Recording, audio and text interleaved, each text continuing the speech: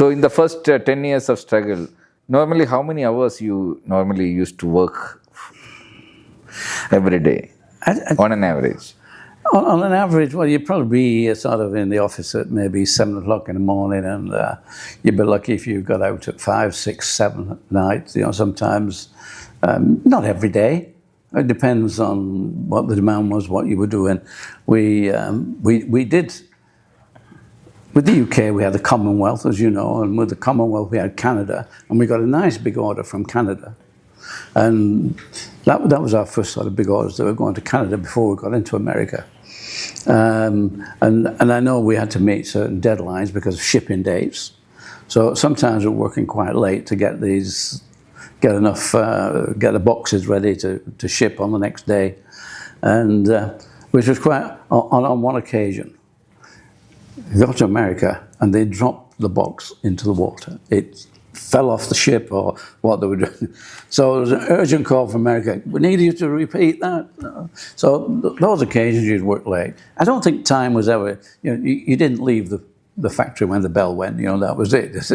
The workers did, but So you were married during this period, or you I was were married married. after? Yes, I was married during that period. So that means you were compromising with the family time. Well, so what kind of support you were getting from the I wife? can't tell you how many times my wife said to me, "Don't know what you're doing. Why don't you go and get a proper job?" And well, we are making our headway. We're making, no, why don't you go and get a proper job? But the important thing is we were having fun.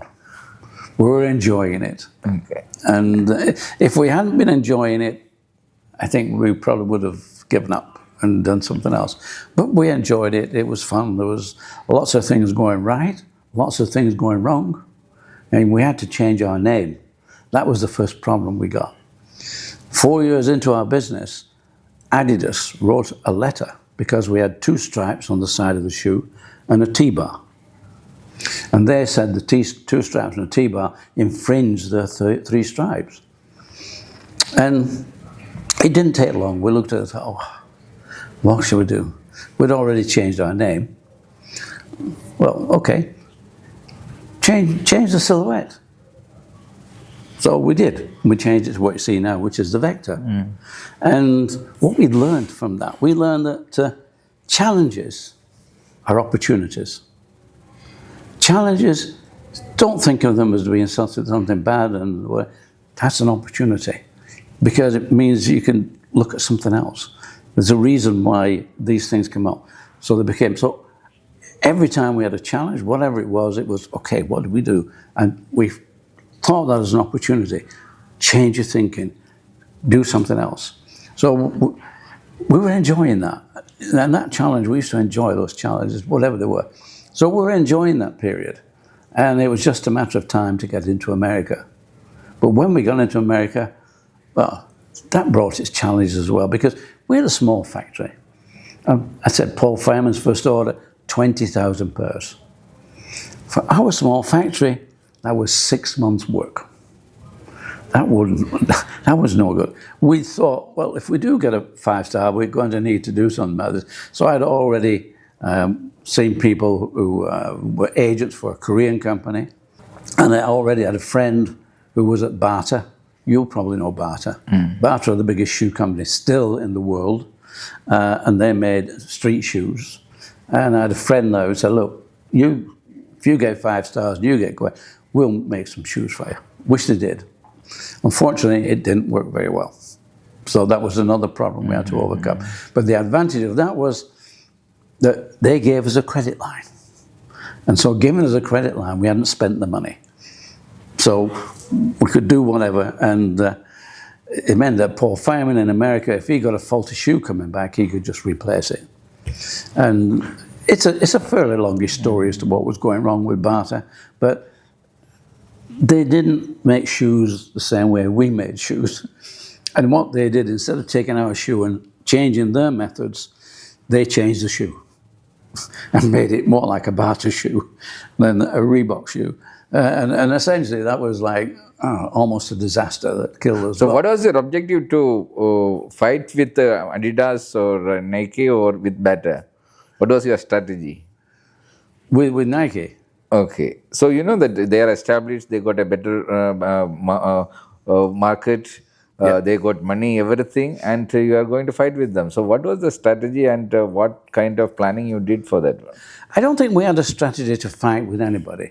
I think our strategy was to produce a product that we could sell No, you were focusing on the and demand. quality or the price or both. What was the? Well, what we were focused on the fact that, okay, the market in those days, you'd got Nike, you'd got probably Brooks, you'd got New Balance. There was space in the market. And all you needed was to get into the stores. So it wasn't a question of how do you fight it. You probably fight Nike on your style, your design, you make your cushioning right. You've got a product which is equal. So there's space on the market. And it's surprising. When I met with Paul Feynman, we're selling the product in America. And by that time, we had this window on the side with the name on it and our star crest. Paul said to me, Joe, star crest looks a lot like the Union Jack. Why don't we use the Union Jack? Because it's going to cost an awful lot of money to get people to know what the star crest is. And I said, well, we can use the Union Jack. However, in the UK, that would be difficult. If we put the Union Jack on, we're making the shoes in Korea, we're going to get a cane in. Somebody's going to say, wow, you can't do that. But we're talking about the biggest markets, America, so we started to use the Union Jack. So we had a Union Jack on each shoe, and the box had a Union Jack on the lid. And these are the early days in America. We didn't have much point of sale material. So the retailers, they would take the boxes and stack them up in a pyramid and then put a shoe on each one going down. And that became, something as catch on. And that caught on throughout America. All these retailers in the windows in those days, these days they don't have windows like that, everything's changed. But in those days, they were all using this pyramid of Union Jacks. Because Paul said to me, everybody in America knows the Union Jack. And that's why he wanted to use it. We did get a caning in the UK, because in the UK we got, they were coming after us, unions and whatever, trading standards, all coming after us for the Union Jack. And even though we put on the shoe, we had hung a tag on it, made in Korea. We had this big tag, made in South Korea, but they still came after us. That again, it's a story, it's in the book, but we slowly overcame that one. But in America, people were seeing this Union Jack, and they were, thinking English, whatever. So it worked, the marketing worked. And so we were a nice company. But think of the white space. And we had a guy down in Los Angeles, Arnold Martinez, and his wife, Frankie, she was going to these classes, exercise classes, with her friends, coming back, and they were so full of it. And Arnold says, Frankie, what are you doing? And she says, well, we're doing aerobics. Nobody had heard of aerobics. And I said, what's aerobics? And he said, well, we're actually exercising to music, and it's great. So Arnold went down to the next class, saw these girls, maybe 40 girls and an instructor. The instructor was wearing an all-white sneaker. Half the class were wearing sneakers. The other half, they weren't wearing any footwear. He had a light bulb moment. Why don't we make a shoe specifically for aerobics? And why don't we make it out of glove leather, so soft and comfortable, just for the girls? Love it. And so he's in Los Angeles. We're working out of Boston. Paul Feynman's up in Boston. So he took a night flight and went to Boston and said, Paul, we've got to start thinking of aerobics. We can make this shoe, this nice shoe for aerobics. It's fantastic. And the whole story, Paul Feynman saying, Arnold, slow down. Slow down. We're a running company, and we're doing nicely. We're doing nice as a running company. Why do we want to start making shoes for girls who are dancing? Obviously, Arnold was rather disappointed at that. So we went round to the back door, saw Steve Liggett. Steve Liggett was head of production. He did a better job with Steve Liggett. Persuaded him to get him some samples. And when those samples came through, Tone repairs straight down to Los Angeles, gave them to all the instructors, and that was it. The girls loved it. It's nice, soft leather. Problem again, they're made out of glove leather. Now, glove leather is just like a piece of paper. You can just tear it like that. It's so easy. So what kind of leather you were using exactly? What Kind of leather? Well, normally you're using street shoe leather, or by that time, the running shoes had gone to nylon. Mm-hmm. So you're using nylon or suede on running shoes. This was using leather as we see it now, finished leather, grain leather. Using this for the aerobic shoe. And Arnold's saying, but it's soft. Yes, but it's breaking. Because glove leather is 1 millimeter thick, which is quite thin. And then when you take the surface off, because you've got to get the adhesive to go in, to stick a sole on, you're taking that down to 0.7 of a millimeter. So these shoes, they maybe last a few weeks, maybe a month or more, and they would just break out. So they were falling apart.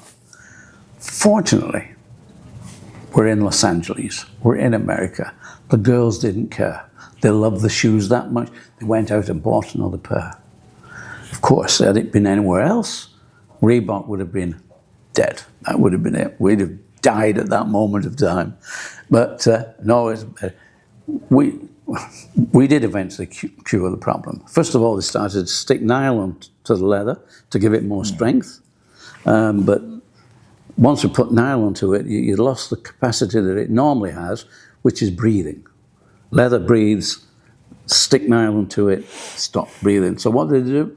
They punched holes in the front so that they could get air in that way.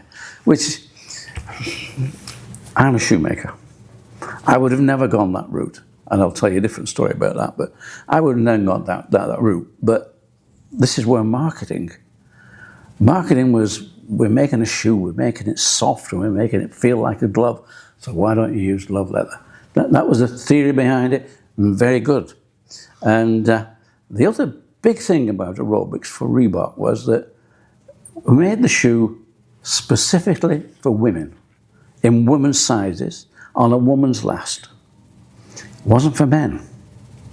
And so men started to see this shoe because we got the leather right. The leather became something more like a garment leather, which was still soft. Because normally, shoes made out of leather were like this hard, stiff leather that you've got on street shoes. And you had to wear them in. But this was soft leather. Mm-hmm. And so that was a big change for the industry. And once we got it right, that was great. And the men were looking at these shoes and thinking, why can't we have them? So men were wanting to get the shoes. Meanwhile, women drove our company from $9 million. We're a $9 million company at the time we hit, in the early 80s, we hit on aerobics. 4 years' time, we're $900 million. Because women, it just exploded. And it exploded because Jane Fonda, who used to do exercise videos, she went out and bought a pair of Reeboks. So that means branding is more important than marketing. Marketing, you can take the product into the shop. Yes. But to the customer, if they want to choose it, branding plays a major role. Branding is the story, yes. Marketing is where to get that. So when did you realize that exactly? The branding is more important than marketing. Well, yes, I mean, I do have that conversation today that what are you as an entrepreneur? As an entrepreneur, and we have friends who start, scale, sell, repeat. That's the entrepreneur. Yeah. And I say, yeah, but when people say to me, what was your plan? What was your exit plan, Joe? I said, we didn't have one. You know, that wasn't our mission.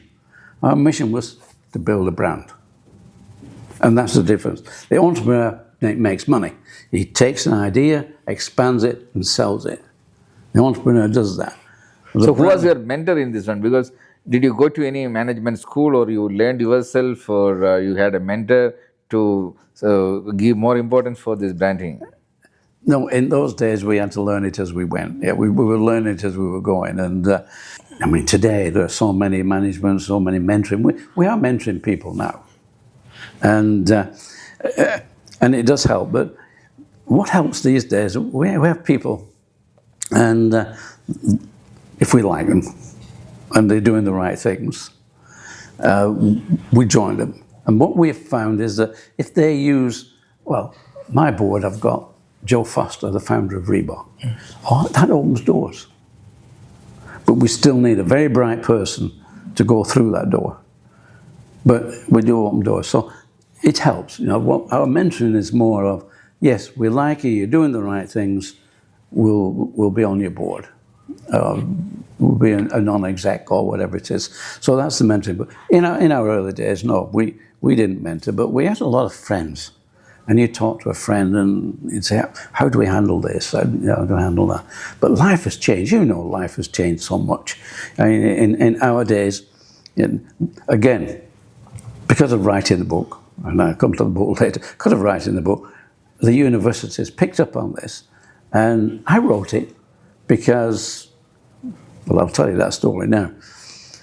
When I stepped back from Reebok in 1990, I stepped back, I'm 55, quite young, but it's a young man's game. You want new people to come up. And by that time, Reebok was a big company, and all I was doing, 3 times a year, I would go around the world. So what was your market share at the peak? We're number 1. Okay. When we got aerobics and got to the top. Did you train your children also to support in the business that time? My son, he did, yes. My daughter, unfortunately, she died of leukemia. Mm-hmm. She died of leukemia, which is unfortunate. But my son, he took on, he was working for the company for quite some time, but he decided to go on his own. So he's not in the company anymore. He's got his own business. Okay. Doing all right. He's got his own business. So until the exit, you were the single man behind the journey. Huh? To what? From the beginning to the exit, you were alone managing everything. Oh, with my brother. Okay, brother. Okay. But unfortunately, with my brother, is that we had just got into America, and that is in 1979. Just got into America, and we needed production was going to move away from the factory. The factory would do certain things, but really we needed production in South Korea. Yeah. And my brother, he would have looked after production. That would have been his job. But unfortunately, he got cancer. And in March of 1980, he died. So that became another problem. It took me 3 people to replace him. And I mean, to this day, it's so sad that he didn't see what Reebok came to. You know, Reebok at that time. All of a sudden, your brand, because of the branding, the market demand is increased. That means the production drastically increases. Absolutely, yes. Yeah. How did you manage? All of a sudden, it is not easy. Organic growth is fine, but sudden growth to maintain the quality, it is not easy. It's not easy, and that's why my brother would have been there to look after that. And that's one of the reasons I said about Barter earlier on, that they started to make the shoe like Barter makes the shoe. My brother would have been down at Tilbury in the factory, and he would have been working with the factory and saying, no, you don't do it that way, you do it this way. This is how you do it. But instead, no, they made the shoe the Barter way. And that was a pity, that was a shame. And my brother, if he'd have been there, that would have been different. So what was the biggest challenge you faced in the entire business? This death of your brother or your daughter, or what was the biggest challenge you faced? Oh, the biggest challenge I faced, I mean, family-wise, unfortunately, I mean, you can't, when you lose a brother and you lose a daughter, those are, I don't know if they're challenges, they're just regrettable circumstances that happen. In the business, the biggest challenge was, I guess, looking at the problems as you go through the problems and trying to keep on answering those problems, because it's, I look back sometimes and think, how did we manage that? How did we manage to change that? Well, we had a good bit of luck as well. But, once we got into aerobics, and this was the first time women had a category, purely and simply women. Normally, they were sort of, okay, they would play soccer, they would play games, they would do that, but it would always be women were, men played it at this level, women played it at that level. Okay. So in between this journey, is there any financial crisis you faced? Oh, we had a lot. Multiple times? In those early days, we had a lot of financial crises. Yes, in trying to expand the company in the UK, I had a friend who worked for another company, and they just made football boots. But we made trainers, sneakers, running shoes. We made everything else, and so we agreed that they would be our distributors, which was fine. And my friend was there. He was head of sales, and that was great. Unfortunately, the man who owned the company retired, and his son-in-law came in to run the company. My friend and the son-in-law did not get on. So my friend left, took the whole sales force with him, and went to barter. And the company that now were distributing our shoes, all of a sudden they had no sales force, they made a few different mistakes, and they went out of business, nearly taking us with them. And we had to, I had to go and collect the product that they still had of ours. I collected it and brought it back, and we had to sell it direct to recover. Eventually we recovered because, again, we had friends in the business, friends who, Stylo and different companies, they ordered some shoes off us. So we're not making Reebok, we're making other shoes, but it kept the factory going until we got our Reebok distribution back on. So, yeah, a number of times, and it was difficult in those early days. Difficult, but so what was your personal relationship with these four brands? Got four players in the market. This Adidas, Nike, and Bata also in the market. So with their management team, with their founders, what was your personal relationship? With Adidas, of course. Adidas, you quite often Adidas, you meet quite often, or you have? I never met them. Never met them. Never met them. Didn't even meet Phil Knight. I met Jeff Johnson, who was sort of very high up, number 2 most. You never wished to meet, or you never got an opportunity, or? I never got an opportunity. I would have liked to have met Phil Knight. I did meet the guy who owned New Balance, the guy who owned Brooks. I forget the names now, but I knew them, and they were okay. Yeah. There was no common platform where you can meet, like any conference exclusively for them. Nothing like that. Huh? No, there's nothing. Any sports event or there was more aggravation, right? Particularly with Phil Knight and Paul Feynman in America. Okay. There was a lot of confrontation. So, other than the US and the UK, which were the market you were focusing at a later stage? But in the UK. Yeah, other than UK and US, which were the other markets? Because this has become a global brand. I didn't need to focus. I didn't need to. All I needed to do was to get America. Once I got America, from there everybody came to America. Everybody looked what's going on in America. So later it was known as an US product or as a UK product? Your products were branded globally as a US product or UK product? Well, they were a British product, yeah. Of course. But you said from the US, it was getting distributed globally. Yes. So the brand stamp was made in USA or made in UK only? Well, it was made in Korea. It was made in Asia. Okay. But it still had the Union Jack on. Okay. So, I mean, all we looked for was to get in globally. But once we had the American market, because everybody used to go to Chicago, to the NSGA show, all from around the world. They would go to see what is the latest thing on the American market. And it was I was putting on distribution globally. But it was easy because they just seen what was going on in America. They wanted the product. It was as simple as that. Once we got it in America, everybody globally wanted the product. Wasn't difficult. So how the banks were supporting you for the expansion of this entire project? Well, once you're successful, the banks are all right. When you're in trouble, they will chase you. There's no trouble once you're successful. Okay. Once you're trying to become successful, they don't want to know.